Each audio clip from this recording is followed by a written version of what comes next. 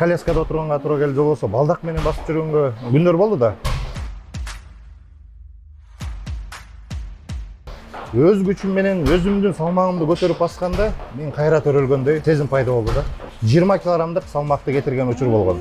Ошол чыдап койгон учурлардын бардыгы бизге ийгилик алып келип берди.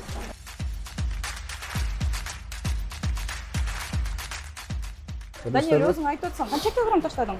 40 килограмм. Бул жектен жыйынтыксыз чыккан адам жок экен. Кандай аракетти көргүлө, кыйналса кыйналсын, бирок Суу сезип калдыңбы, сүрөткө уялбай түшүп,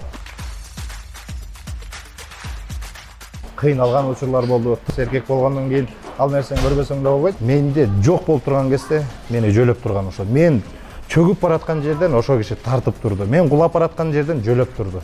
Мен жубайым бар, бактылуумун.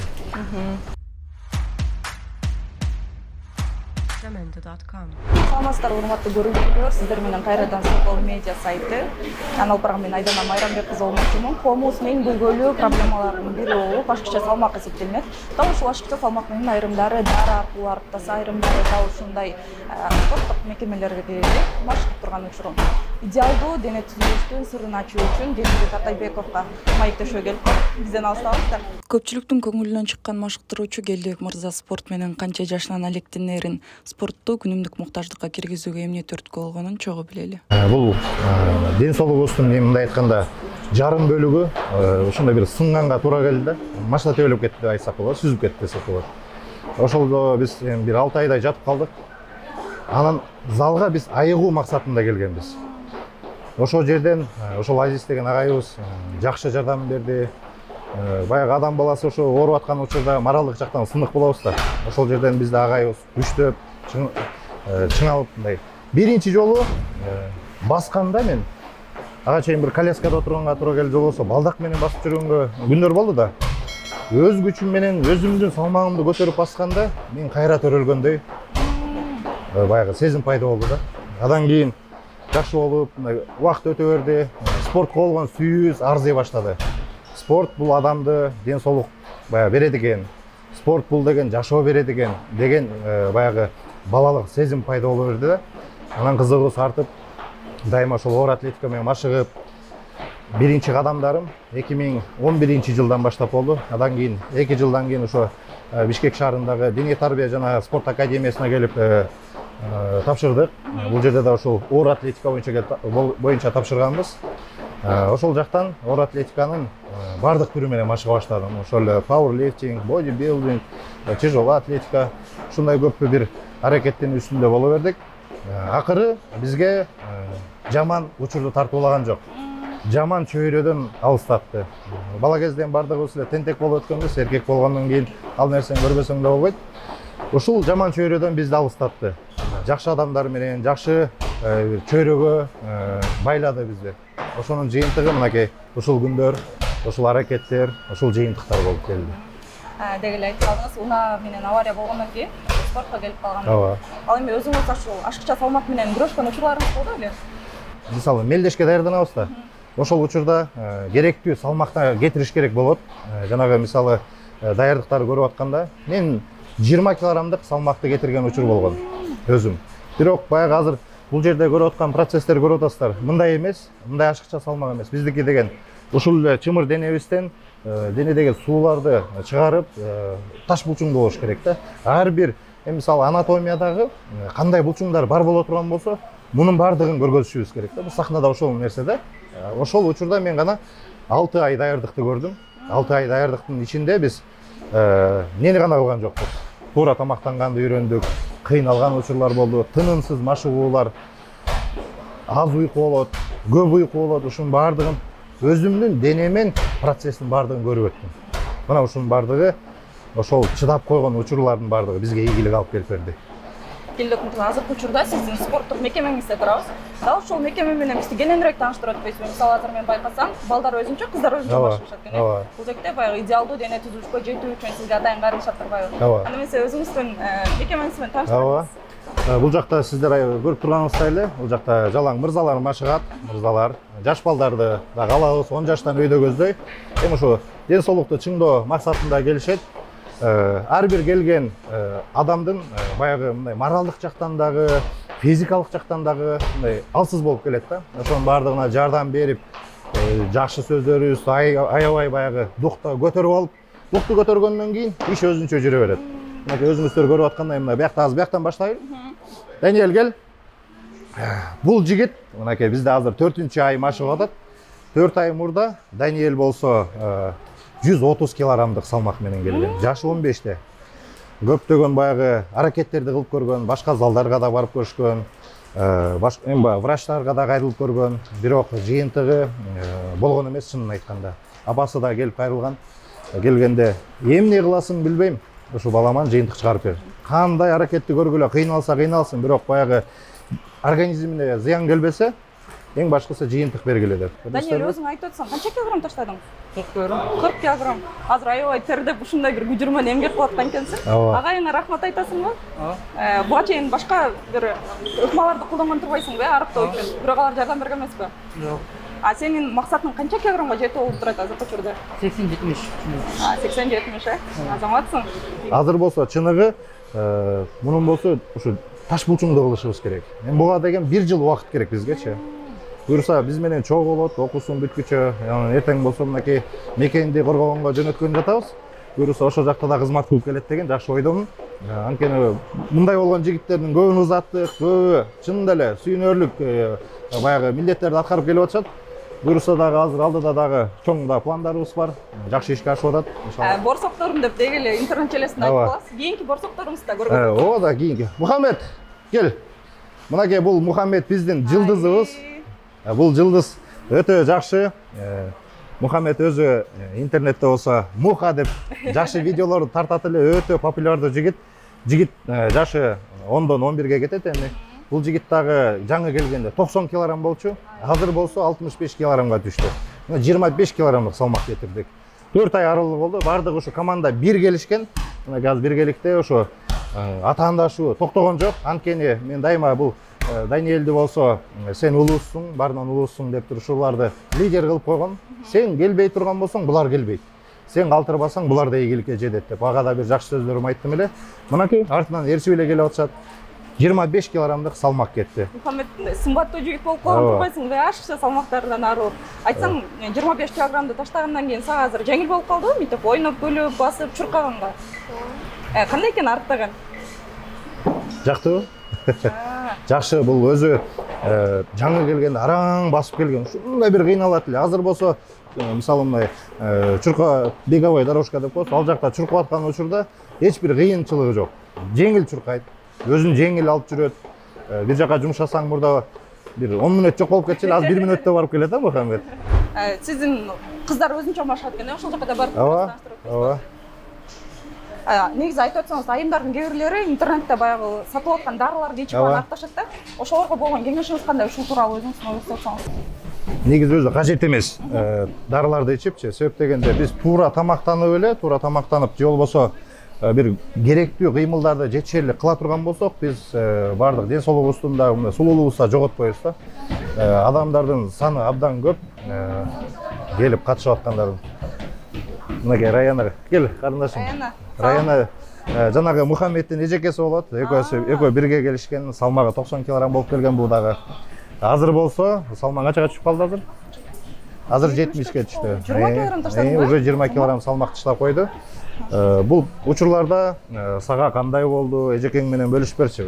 Райана, кел экөөбүз таанышалы. Менин атым Айдана. Атайын ошол силердин машыгып атканыңарды биздин көрүүчүлөргө көргөзөйүн деп келдим. Анткени силерге окшоп машыкпай, үйдө жалкоолонуп жатканда силер менен теңдөө өспүрүмдөр бар да. Негизи эле бул жакка келип атканда 20 килограмм таштайм деп ойлодуңбу? Негизи келгенге канча болду? Канча убакыттан бери машыгып атасың? 4 ай болду. 4 айда 20 килограмм таштап койдуң, Азамат. Канча килограммга жетүү ниетиң бар? 50ге. Кандай экен 20 килограммды таштагандан кийин өзүңдү жеңил сезип, мындай сулуу сезип калдыңбы? Сүрөткө уялбай түшүп, Буга чейин дагы башка жерлерге бардыңбы арыктоо үчүн? Барган эмессиң, Азаматсың, улантөр өзүң машыгыңды, Булардын баягы жеп аткан тамагында көзөмөлдөп турасызбы? Сөзсүз. Тамакты негизи бул спортто же болбосо ден соолук маселесинде ийгилик жарата турган бул 70% туура тамактануудан келип чыгат. Себеп дегенде Машыгуу 2 саат болот. Мейли күнүгө машык 2 саат болот да. Анан калган бир күндө 24 саатыбыздын 22 саатын сиз кантип өткөрөсүз деген суроо турат. Ошо бир күндө эми 4 жолу жейбиз. 6 сааттык убактыбыз кетет мындай айткандачы. Ошол туура тамактанууну жакшы жей турган болсок, бул жактан азыраак кыйналабыз да. Анан мен тарбия берем. Адам баласы баягы нафс деген нерсе менен күрөшүп оор да. Жеп алабыз, туура эмес жеп алабыз, таттууну көрүп жеп алышыбыз, камырды жеп алышыбыз мүмкүн. Эми бардыгы аял заты болгондон кийин, аял затына тиешелүү суроо болуп аткандан кийин ошол жерде айткым келет. Тамак жасап атканда тигинин даамын көрүп коеюн, мунукун билип коеюн деп отуруп, ошол калория деп коет. Ошонун баардыгын көбөйтүп алабыз да. Жеген тамагыбыз майлуулугун билбей калышы мүмкүн. Ар бир келген айымга ошол нерсени кыска нуска түшүндүрөбүз. Себеп дегенде бул максатта биз иш алып барып атканда кыйналбагыла, көп кыйналбагыла, азыраак кыймылдап, көбүрөөк туура тамак жегиле дегенди түшүндүрөбүз да. Ошону кыла турган болсоңор, бул жактан болсо сиздер болсо батыраак жыйынтык көрөсүздөр. Канчалык бат жыйынтык көрсөңүздөр сизге батыраак көңүл алып келет. Маанай тартуулайт. Дагы улантып кылгыңыз келет деп ошол нерсени түшүндүргөндөн кийин айымдарыбыздын көпчүлүгү сонун жыйынтыктарды чыгара баштады. Туура багытты айта баштады. Биз дагы өзүңүздөр көрүп тургандай эле мынакей основной көп адамдар баягы көп кыймылдап баспайбыз, көп эмелер жазабайбыз да үйдөн көнүгүүлөрдүчү. А бул жерге келгенде ошол эле нерсени көбүрөөк кылганда ошо салмактын баары азая түшөт да. Айымдардын саны абдан көп, күндөн көп. Биздин өзүбүздүн интернет баракчабыз, Instagram баракчабызга дагы келип катышайын дегендердин саны арбын десеңиз. Жок дей албайсың. Бирок батыра албай кыйналып атабыз да. Ошондуктан бардык айымдарга деле кеңеш, туура тамактаныңыздар. Бир күндө басып, чуркап, жеңил көнүгүүлөр, үйдөн жасай турган көнүгүүлөр жасап турса эле ашыкча салмак болор дейт. Сизге келе турган кардарлардын саны көбөйүп баратпайбы убакыттан сайынча? Мекемеңизди чоңойтуп, чоңураак бир мекемени алуу ниетиңизде барбы? Албетте. Биз бул менен эле токтоп калбайбыз. Бул башталышы деп айтмакчыбыз. Буюрса шаардын төрт бурчуна бир чоң ушундай фитнес машыгуу залдарыбызды ачып, ал жакка дагы көптөгөн ушундай айымдарды, мырзаларды ушундай ашыкча салмактанбы деги эле кандай маселе менен келсе ошого жардам бергенге биз дайым даярбыз. Окуучулардын баарын көзөмөлдөө бир аз кыйыныраак болсо керек. Сиздин жардамчыңыздар барбы? Мисалы, мекемеде канча адам жумуш кыласыздар? Көп эле жардамчыларым бар. Анткени мындай өзүмдүн атайын даярдап аткан окуучуларым бар да. Буларды мен биринчи өзүм сабак берем, өз алдымча, өзүм бөлмөмө алып келип алып, мындай болуш керек деп. Анан мен керектүү маалыматтарды келген адамга түшүндүрүп коем дагы, машыгуулардын ошону көзөмөлдөп турушат алар. Мага ошону мен убакыттан утам да. Негизги машыгууларды мен өзүм өткөрөм. Себеп дегенде негизги машыгууларды өзүң карап турбасаң, кээ бири жасабай коет. Булар эми үмүт менен келип атат, бизге акчасын төлөп да берип атат. Кайдыгер карап койбошуң керек. Себеп дегенде эртең бирөөнүн жыйынтык чыгара албай кала турган болсоң, бир адам 10 адамга болбойт экен деп айтат. Ошону менен анан спорт калып кетет да. Наоборот, биз деген спортту мындай пиарт этишибиз керек. Сапаттуу жыйынтык чыгарганга аракет кылабыз. Албетте, сөзсүз. Ошол максатында гана күнүгө иш алып барабыз да. Мага машыгып жаткан айымдардын баягы формасы кызык болуп турат. Кийген кийимдер булар эмнелер болуп аталат? Атайын бул атайын ошол весогонка деп коет. Ошол мисалы мындай жөнөкөй кийим жүрөбүз. Бул учурда бизде жөн гана баягы эме болот да. Бир аз тер чыгышы мүмкүн да. Бул форманын жыйынтыгы менен биз деген денедеги суулардын баардыгын бирдей чыгара алабыз да. Мисалы кээ бир адам айымдардын особенно эми ичи кеткени менен колу калып калып атпайбы чоң болупчу. Айымдар деген баардыгы ошо бирдей кетсе деп тиленет да, суранат. Ошонун багытында биз иш алып барып атканыбыз себеби ушундай. Бул весогонка формасындагы ушуну ойлонуп, ушул тыянакка келгенге чейин 3 жыл убактымды кетирдим. Кантип кылса болот? Көрдүңүзбү, 3 жыл не деген убакыт? 3 күн ойлонгон жокпуз же 3 ай кылып көргөн жокпуз. 3 жылда биз жоон таптык да. Ошону менен бирдей баягы денедеги суу чыгат экен депчи. Мен сиз тууралуу маалымат чогулуп атканда ушул баягы кийимди ойлогомда сырттан эле буйрутма менен алат экен депчи. Көрсө өзүңүздөр ойлонуп чыккан турбайсыздарбы? Бул өзүбүз ойлонуп, ошол нерсени баардыгын даярдайбыз, бияка беребиз айымдарга, мырзаларга дагы. Себеп дегенде сырттан алып келишет, аны кийсе деле болот. Бирок мааниси эмнеде? Ошон үчүн бул мисалы кийимдин ички бөлүгү да жумшак болуш керек. Анткени дене ысып аткан кезде кожа баягы жанат, аллергия болуп кетпеш үчүн да ички бөлүгү болсо жумшактаа болуп туруш керек да. Жөнөкөй бар эми ушундай атайын салмак кетирүүчү формалар. Аларда болсо жанагындай клёнкадан болуп калат, ичинде болсо эми ар түрдүү батайрылып кетиши да мүмкүн дегендей. Ошон үчүн бул нерсени кылып аткан себеби дагы бардык айымдарга денесине бир тоскоол болбосун деген максатта да. Биз азыр мекеменин экинчи кабатында турабыз. Биринчи кабатында эмне бар ошол жакта? Биринчи кабатында болсо ал жакта жалаң таш булчуңдуу бар. Салмак аздардын баары биринчи этажда болот. Демек, бир гана салмак менен күрөшкөндөр эмес, салмак жетишсиздигинен да келишип турбайсызбы? Албетте. Бул менин окуучу балам. Мынакей. Саламатсызбы? Быйыл 3-жылы машыгып атат. Бул жигит келгенде азыркы 15 жашта баладан бир аз эле салмагы чоңураак болчу, бою узунураак эле 51 килограмммен келген. Азыр канча келтиремиз? 80 килограмм. Азыр 80 килограмм. 3 жылда ушундай жыйынтык жараттыңыздарбы? 3 жылда. Негизи батыраак деле жетсе болот. Бирок биз шашкан жокпуз. Анткени бул жигит өзү Азиянын чемпиону, оор атлетика боюнча дагы Кыргызстандын чемпиону. Таяк тартыш, биздин таяк тартыш менен да машыгабыз да. Ошол спортко биринчи көбүрөөк алып келдим. Анткени ал жакта атайын спортчуларым бар, командабыз. Ал жакта бизде 35 балабыз бар, балдар, кыздар. Ар бирин бөлүп коебуз, сен бул салмакта дайыма жүрүшүң керек деп. Мунун салмагы өсөйүн деп аткан учурда да мен өстүрбөйм. Себеп дегенде биз пландалган салмактар бар да, чыгышыбыз керек, Азия чемпионатына, дүйнө чемпионатына барыш керек. Ошол учурда бул балдарыбызды болсо салмактарын карматып, ошондой бир 100 килограммга алып калмак. Бирок бул деле жаман эмес, мынакей азыр көрүп турганыңыздай. Ошо. Делдек мырза айтып өтсөңүз, Азия чемпиондорундагы машыгасыз. Андан сырткары ашчы салмак менен күрөшкөндөр дагы. Болгон спортто мындай адамдын ден соолугуна, адамдын жашоосуна эмне керек болсо, өзүбүздүн чөйрөдө бүт баарына салым кошконго аракеттенип атабыз. Кантип жетишесиз деги эле? Энергичный болуш керек. Всегда позитив менен жүрүш керек. Убактыңды жөн эле керексиз негативге бөлөй бербеш керек. Мен мындай көчөдө кетип атсам деле бир кызыгы жок мага, бирөө менен ызылдашып аткандын, жанагы эми жөнөкөй эле нерселерден урушуп талашып кетишет го. Мен убактым жок урушуп талашканга. Андан көрө жакшы эки сөзүмдү айтып, кечирип кой деп туруп кетип калсам, кичпейилдигим салып, биз ошо менен утуп кетебиз. Убакыттан уткум келет бардыгын.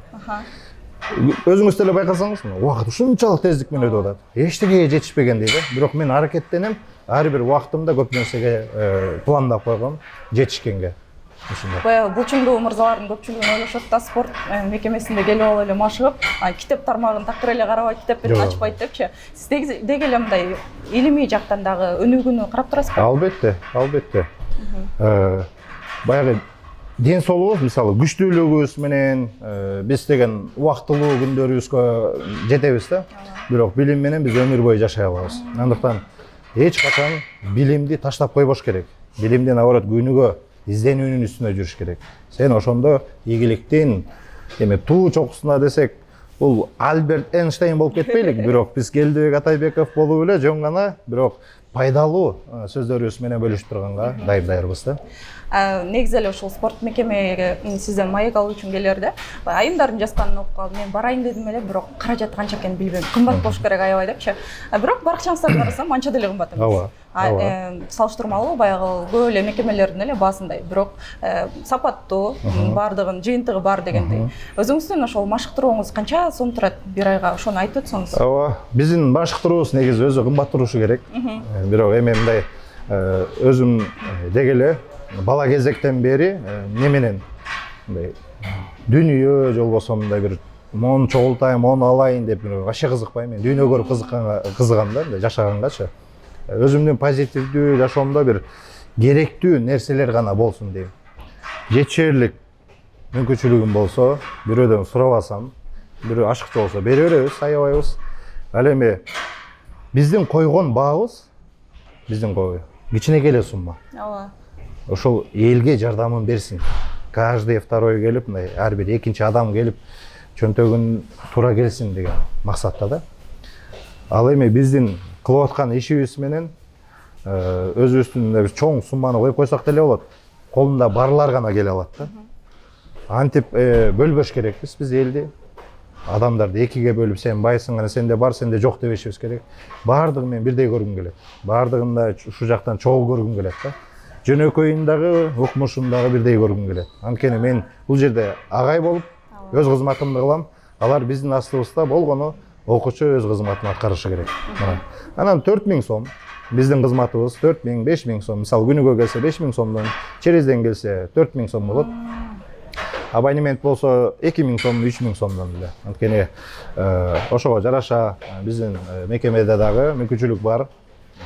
Кудай буйруса эми жакынкы убакыттарда биз дагы чоңун ачабыз. Ушундай пландабыз.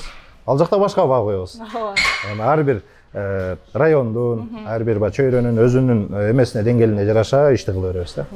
Азыр биздин көрүүчүлөр баягы 4000 сом дегенди угуп таң калып атса керек. Анткени көп эле ойлошот да, бул жактан жыйынтыксыз чыккан адам жок экен. Баардыгы сизге ыраазычылыгын билдирип, мен ушунча килограмм салмак таштадым, же болбосо чогулттум дегендер экен да. 4000 сом экен, урматтуу көрүүчүлөр, келиңиздер. Жыйынтыксыз эч ким кетпейт экен демек. Ал эми ошол карапайым элдин чөнтөгүнө баягы карап, эч кимге оорчулук келбесин деген Келдебек мырзанын эң жакшы 3 сапатын айтып өтсөңүз. Жөнөкөйлүк. Жөнөкөйлүк. Анан кийин дайыма бир позитивдүү болуп жүрүш керек. Анан жүрөктө дайыма ыйман болуш керек. Баарына жетсе болот ушу менен. Жөнөкөйлүгүң болсо, ар бир адам менен сүйлөшө аласың. Позитивдүү болсоң, ал менен дальше отуруп чай иче аласың. Жүрөктө ыйман болсо, дүйнө тааный аласың да. Андыктан баардыгы ушул нерсени колдонуп жашаш керек. Сөз менен эле айтып койбош керек мунун баардыгын.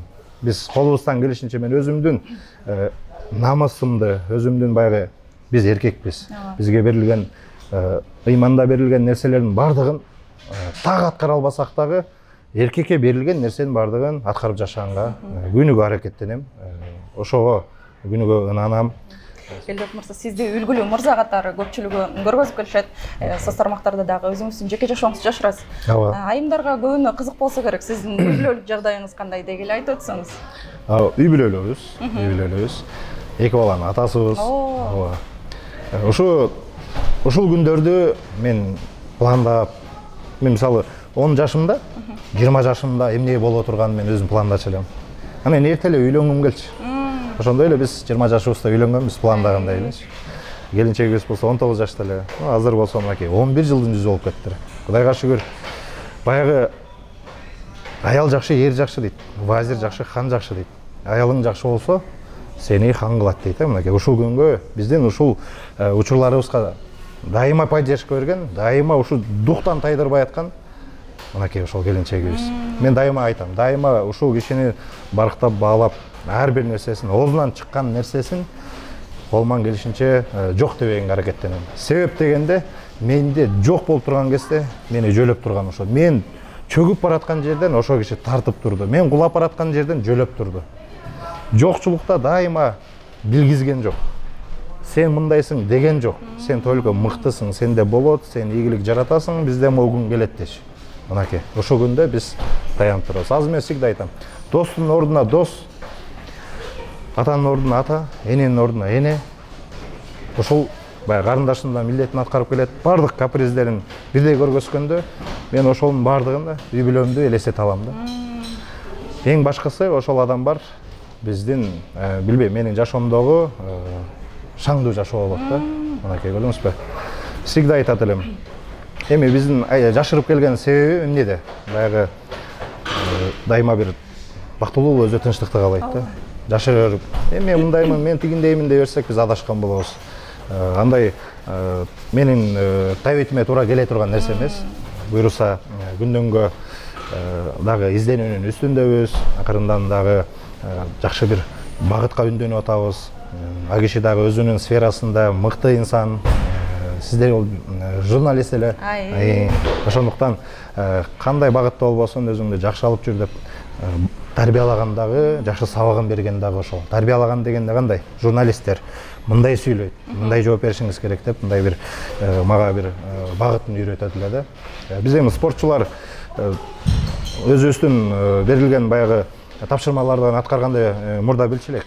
Бирок азыркы учурда болсо ийгиликке жетиш үчүн сүйлөп да турушубуз керек да. Мына ар бир сүйлөп аткан нерсени таразалап, бул жерин баягы электен өткөрүп, анан кийин сүйлөгөнгө ошол кишинин да салымы чоң да. Мыкты мырзанын аркасында мыкты жубай турат деп айтып атасызбы? Эки балам бар деп айтып калдыңыз. Жеке жашооңузду ачпайсыз бирок. Эки балаңыз канча жашта? 10 жашта улуусу, кийинкиси 5 жашта. Эки тең уул. Уулдарыңыз бул залга келип өзүндө машыгып турабы? Келет. Эми бала экен. Баладан эч нерсени аябайт экенсиң. Алда иногда борсок болуп кетет бир айда. Кайра экинчи айда алып келип, жашнакалып кайра үйгө жөнөтөбүз. Жумасына 3 жолу алып келип машыктырып, ушундай бир күнүмдүк кызыктуу жашоолорду өткөрөбүз. Баланын негизи кичинекей кезинен эле ушу залдын жытын жыттатырып, залда болуп аткан окуяларды көргөзүп турсак, ал өмүр бою спорт бул ден соолук экенин түшүнүп, дайыма жанына хобби катарында ала жүрөт да. Келечекте спортчу болуп кетсе мен каршы эмесмин, дайыма колдойм, сүйүнөм. Атасынын баласы экен деп айтканда кимге эле жакпасын. Андыктан буйруса эми анын дагы келечегин көрө турабыз. Азыр ондо эле бардык жашоо алдыда го эми азыр. Уулусу ондо. Ооба. Кичүүсү? Кичүүсү 5 жашта. Кичүүсү 5 жашта. Сизде атан уулу болгон аларга деле ошол сыймык болсо керек. Эми баягы балада азыр эчтекени сезе элек. Буйруса эми келечекте мен деле сизде болуп айтып аткан сөздү ал баланын оозунан уккум келет. Акыл эси келгенде ушундай кишинин баласы болгондо мен сыймыктанам десе, мынакей чыныгы эркекти тарбиялап турбуз деп биз да кубанып калар күн болор. Убактыңыздын канча бөлүгүн ошол жумушуңузга арнайсыз? Деги эле үй бүлөнү дагы бактылуу кармап туруш кыйын болуш керек. Албетте. Мынакей таза бир 10 жылдын күнүгө бир 12 саат мен жумушка арнадым. Изденүүгө арнадым, өзүмдүн спортко арнадым. Биринчи 5 жылдыкта мен үй бүлөгө арнадым убактымды. Себеп дегенде карап көрсөм спорт, үй бүлө бардыгы бир моментте курулуп калды. Артыбызда ата-энебиз суранган жокмун, түрткүлө, бергиле деген жок. Бир да суранган жокмун да жаңы үйлөнүп. Ушундай кепедей болгон үйдө жашаган күндөрүбүз болгон. Бирок ошол учурда да мен намыс, эркектик намыс айттырган жок. Бирок абдан аз айт өткөндө эле келинчегибиздин өтө бир чоң кайраттуулугу менен, сабырдуулугу менен ушул күндөрүбүз түзөлүп кетти да. Себеп деген ал адам болбосо, ошо бит эми мындай азыркы жаштарды карап көрсөң көтөрө албайт эле да. Ооба. Бирок ошол учурда биз көтөрдүк. Ошол учурда көтөрдүк, ушул күнгө алып келди. Анан азыр болсо мен күнүгө наоборот, мурда 12 саат иштей турган болсом, азыр 5 саат иштейм. Жетет бизге. 5 саат, ошо 12 саат мен барыбар да. Чарчайсың 5 саатта. Могу жактагы баягы энергиянын бардыгын алат. Бирок азыр кызмат кылышыбыз керек. Чарчайсың дегенде кандай? Өтө бир приятный чарчайсың да. Анткени адамдардын рахматын көрөсүң, адамдардын ошол жерде сага ыраазы болуп атканын көрсөң, бул рахат аласың да. Андыктан каждый баягы ден соолук сүйүүчүсүнө деле айткыбыз келет. Өзүңөрдү карап жүргүлө, өзүңөрдү спорт менен машыккыла, туура тамактангыла. Себеп дегенде дүйнө акча чогултуп, ушундай бир мүмкүнчүлүк издеп эле жүрө беребиз да. Өзүбүздү унутуп калабыз да. Бир күнү өзүбүзгө келе турган убакыт болот. Баягы 10 жылбы, 20 жылбы топтогон дүйнөң жетпей калат да. Андан көрө бардыгын бирдей алып кеткен жакшы. Бирдей эле алып кеткен жакшы да. Себеп дегенде айтып өткөндөй эле бир окуя болгон. Просто абдан бир өкүнүчтүү болду. Бир байкебиз бар, 50 жашта. 50 жашта эми ушул балдарынын сый урматын көрүп, бир жакшы бир ийгиликте жашай турган күн эле, убакыт эле, бирок учурдун талабы менен өтүп кетти да. Ден соолугуна бир жакшы туура келбей. Өмүр бою ушундай иштептир. Жакшы мүмкүнчүлүктөр тааптыр. Бир күн ооруп калат. Ооруп калса, ошонун бардыгын кайра сатканга туура келет да. 1,5 жылга жеткен жок дейт. Менин 35 жыл эмгек кылганым 1,5 жылга жеткен жок дейт. Мына ушундай окуядан кийин мен эч качан өзүмөн эчтекени аябайм, үй бүлөмөн эчтекени аябайм. Баягы керектүү дарыканага барса, дарыдан алып ичкенге даярбыз. Анткени биз ушул багытта иштеп аткандан кийин билебиз, качан керек, качан болот. Анан эмне кылсаң, эмне болуп каларын. Ошондуктан ал балада бизге, ал байкебиз да бизге ушундай бир таасир бере турган учурду тартуулап кеттик десек да болот да. Келдек мырза, жогоруда айтып өттүңүз, менин жубайым мени нөлдөн баштап колдоп, аркамдан тирек болуп турган адам депчи. Экранга карап, өзүңүздүн жубайыңызга ыраазычылыгыңызды билдирбейсизби? Анткени ал адамдын баягы жеке жашоосу жабык болсо дагы биздин берүүбүздү көрүп ага абдан жагымдуу болсо керек. Ушул адам бар, мен үчүн жашоо кызыктуу. Себеп дегенде кыйналган учурда жанымда болгон киши ушул менин жубайым. Мени Алсыз болуп турган учурда буттан тургузган киши ушул, күч берген киши ушул. Мен спорттун үстүндө утулуп алып, ыза тартып аткан кезде менин чекемен сылап турган киши ушул. Дайыма мен ыраазы болом. Мен дайыма ушул кишини өз жашоомдо кайсы бир күнгө чейин болсо жанымда көргүм келет. Алыстатып алгым келбейт, жоготуп алгым келбейт. Андыктан мен жубайым бар бактылуумун. Бүгүнкү берген маегиңизге рахмат. Абдан бир пайдалуу, позитивдүү маектердин бири болду деп ойлойм. Көрүүчүлөрүбүзгө өзүңүздүн каалоо тилегиңизди же болбосо кеп кеңешиңизди айтып өтсөңүз болот. Ооба. Бардык ден соолук сүйүүчүлөр деп айтайын. Анткени бардыгыбыз ден соолукту сүйөбүз. Сиздерге айта турган кеңешим жөп жөнөкөй. Өзүңүздөрдү дайыма позитивдүү болуп жүрүңүздөр. Позитив кайдан келет? Ушул жеңил спорттун түрүнө катышыңыздар. Күнүгө басыңыздар, таза абада жүргүлө, жатып албагыла. Анан азыраак камырды жеп, коланы таштап, туура тамактанганга өтсөңүздөр эле оорубайсыздар. Баягы больницага барганга караганда залга келип, ушул тер чыгарып кыйналган жакшыраак да. Рахмат чоң.